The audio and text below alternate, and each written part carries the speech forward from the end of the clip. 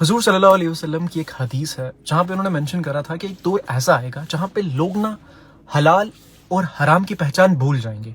लेकिन उनको फर्क नहीं पड़ेगा कि मेरी इनकम जहाँ से पैसा मैं कमा रहा हूँ क्या वो जायज भी है या नाजायज है। All they would want is कि पैसा आ रहा है, दैट इज व्हाट मैटर्स। ये सेम सिचुएशन मेरे साथ हुई लास्ट के 1 से 1.5 साल में एंड मैं इस चीज के बारे में ओपनली बात करना चाहता हूँ। एंड आज मैं ये पुट फॉरवर्ड करना चाहता हूँ, मैं सारे काम छोड़ रहा हूँ जहां से थोड़ा सा भी मुझे शक होता था हमेशा से कि यार ये चीज शायद हलाल ना हो या शायद ये सन में कंसिडर हो। So let me just explain you कि मेरे साथ कैसे क्या चीजें हुई। आई स्टिल रिमेंबर कि 11th से पहले मैं बिल्कुल दीन के करीब नहीं था, बट 11th में मैं इत्तिकाफ में पहली बार बैठा, जहां से मुझे थोड़ी सी नॉलेज हुई कि ठीक है भाई, हम भी मुसलमान हैं और हमें भी नमाज पढ़नी होती है और बाकी सब चीजें करनी होती हैं। एंड वहां से फिर मैं दीन की तरफ आया। अगले 5 साल मेरे ऐसे गुजरे कि अगर मैं उन 5 सालों में अभी काउंट करना स्टार्ट करूंगा ना कि ऐसे कौन कौन से गुनाह थे जो मैं करता था, तो मैं काउंट नहीं कर पाऊंगा, अल्हम्दुलिल्लाह। बट धीरे धीरे जैसे जैसे मैंने सोशल मीडिया को अपना करियर चूज करा तो मैं काफी ज्यादा चीजों से एक्सपोज होना शुरू हुआ।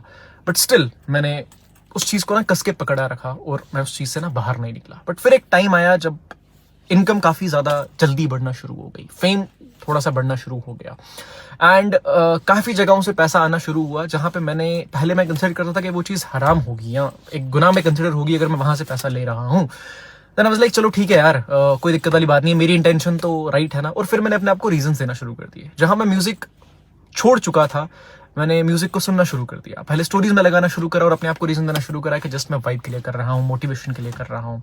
एंड इवेंचुअली मैं एक ऐसे पाथ पे जाना शुरू हो गया 30-40% जो कि ना गुनाह में कंसिडर होता था।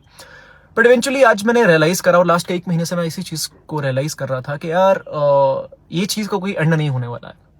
अगर मैं लास्ट के 2 साल में इस चीज से बाहर नहीं निकल पा रहा हूं तो मैं जिंदगी में आगे भी कभी नहीं निकल पाऊंगा अगर मैं अपने आप को रीजन देता रहूंगा कि नहीं मैं बाद में निकल जाऊंगा जब मैं और पैसा कमा लूंगा। एंड टुडे आई डिसाइडेड कि मेरे को वो सब काम छोड़ने हैं जो मुझे खुदा से दूर करेंगे, वो सब काम छोड़ने हैं जो कि गुनाह में कंसिडर होंगे। And I am sharing this with you openly so that all of you can look into your own self कि आप ऐसे कौन कौन से काम कर रहे हैं जो कि शायद खुदा की रजामंदी जिसमें आपको ना मिले।